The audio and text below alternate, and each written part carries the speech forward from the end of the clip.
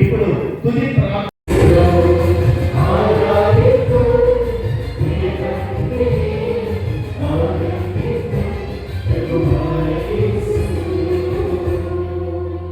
సన్మానించవలసిందిగా సాదరంగా ఆహ్వానిస్తూ ఉన్నాం. అందరూ కూడా గట్టిగా చెప్పాలి.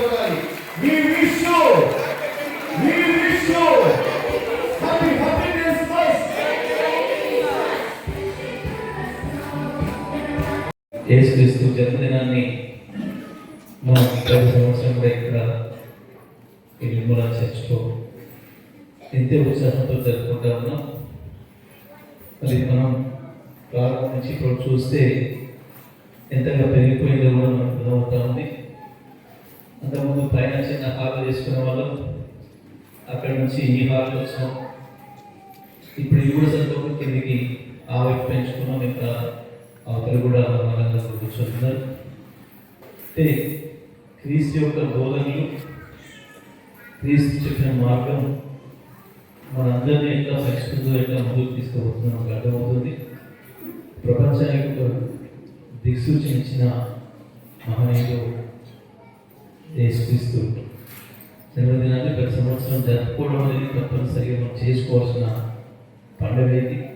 ఇక్కడ మహనీయులు మనుషులు లక్షల కోట్ల మంది పుట్టిపోయినా మహనీయులు కొద్దిమంది ఉంటారు. ఆయా సమాజాలకి దారి చూపించే వాళ్ళు కొంతమంది ఉంటారు. అట్లా ప్రపంచవ్యాప్తంగా అనేక మంది ఉన్నప్పటికీ ప్రపంచానికి మొత్తానికి ఉండే మార్గాన్ని చూపించిన మహనీయులు యేసుక్రీస్తు. శాంతి అనేక రాజ్యాలు ఏర్పడ్డాయి. ఇవాళ ప్రపంచంలో దాదాపు 600-700 కోట్ల పైగా జనాభా ఉన్న ఇంత శాంతియుతంగా జరుగుతున్నది అంటే యేసుక్రీస్తు మనకు అందించిన బోధనలే.